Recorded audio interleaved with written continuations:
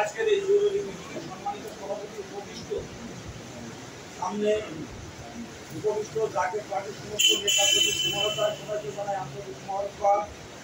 কলকাতা থানা জাতীয় পার্টির পক্ষ থেকে আন্তর্জাতিক শুভেচ্ছা। আসলে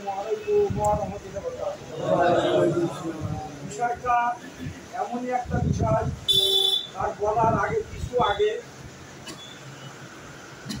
আমরা যে বিষয়টা আমাদের স্মরণ করি যে এখানে একটা সরকারি কাছে থেকে একটা নির্বাচনী কাউন্সিল মত বিনিময় সভা কোথায় এসেছিল জানেন?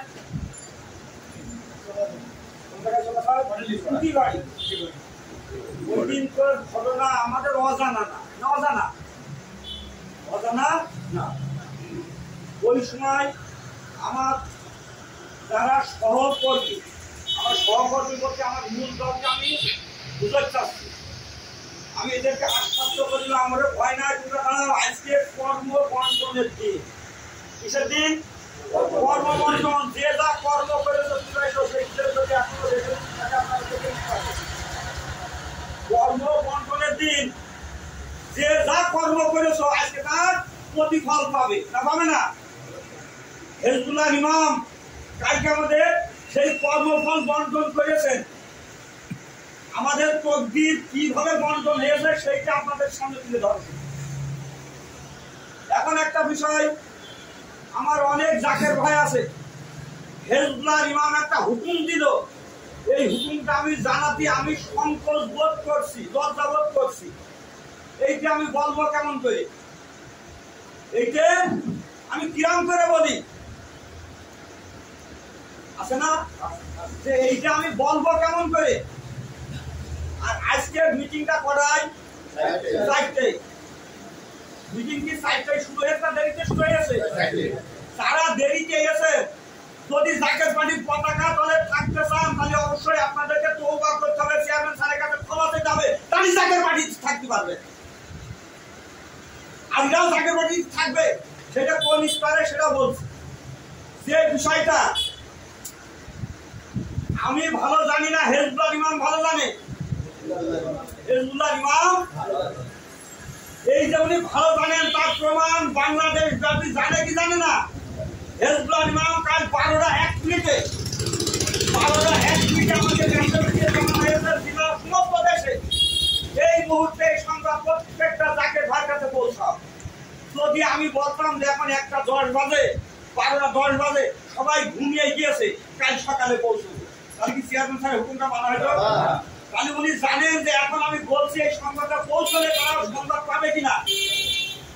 হিজবুল্লাহর কদমের ওসিলায় আগামীকাল গত রাত্রে 12টা 7 মিনিট থেকে আমি কল দিয়েছি, কোন জায়গায় দ্বিতীয়বার কল দিতে হয়, যত জায়গায় দাওয়াত দিয়েছি প্রথম দাওয়াত দিলি সে রিসিভ করি। আমি কি হিজবুল্লাহ ইমাম জানে যে ওনার কামাকত ব্যবসা আছে? জানে না। রাজাক ভাই বলে সংবাদটা পাবে না, রাজাক ভাই সংবাদটা পাবে না। অবশ্য দেখুন মুখ শেষে আমার মোবাইল সাথে হাতে রিসিভ করি। কালকে যে ঘটনাটা যদি ইউনিয়ন সভাপতি প্রত্যেকটা জাকের ভাইয়ের কাছে পৌঁছতে ব্যর্থ হয়, গতকাল যে কথাটা বলেছে যে আজকে না বলছে কালকে পৌঁছবো, এই দায়ভার সেই সভাপতি। আমি প্রত্যেকটা সভাপতি আমি দাওয়াত দিয়ে ফেলছি, কেউ দাওয়াত পাইনি এমন কেউ যদি থাকে এখন অভিযোগ করতে পারে। দ্বিতীয়ত যে বিষয়, সেই বিষয়টা হলো আমাদের যত কর্মকাণ্ড, এই কর্মকাণ্ড কার মাধ্যমে হবে? সভাপতির মাধ্যমে। হিজবুল্লাহ ইমাম হুকুম দিয়েছে, কালকের হুকুম কি, হুকুমটা কি দিয়েছে? গতকাল রাতের হুকুম কি ছিল?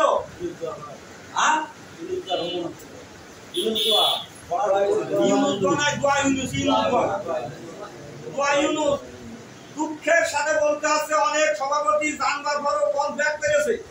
ভাই দোয়া ইউনুস কি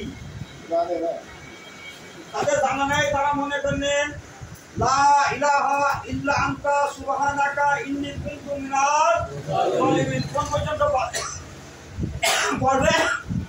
কতটা সময় পর্যন্ত পড়বে? সবাইকে কিন্তু জানাইছি নামাজের মুহূর্তে থেকে পড়বে। আজকে ঈশান নামাজের পরের থেকে ফজরের নামাজের আগ মুহূর্ত পর্যন্ত দোয়া ইউনুস পড়বে। আগামীকাল ঈশান নামাজের পরের থেকে ফজরের নামাজের আগ পর্যন্ত এর ভিতরে 1,25,000 বার পড়তে হবে।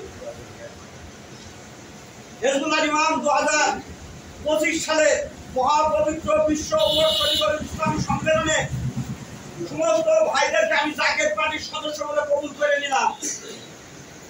এতে কোনো সন্দেহ নেই, সবাই যে কবুল করে নিয়েছে।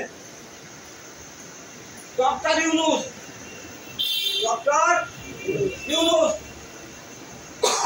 উনি কি আজকে প্রকাশিত হলো না, এর আগেও ডক্টর ইউনুসের দেশে ছিল।